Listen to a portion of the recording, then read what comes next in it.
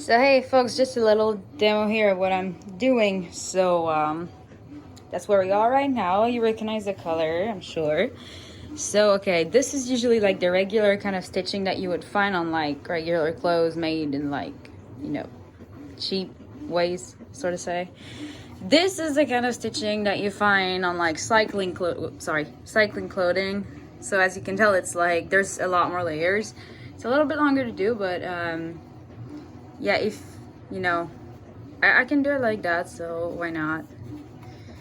So this is why your clothes cost like, you know, $200, and that some that have like just this, you know, this stitching will cost like $30. This is your difference right there. And what it makes is you can go play football outside and you won't end up with a hole in your crotch because the stitching just broke. So this is why we make it like that.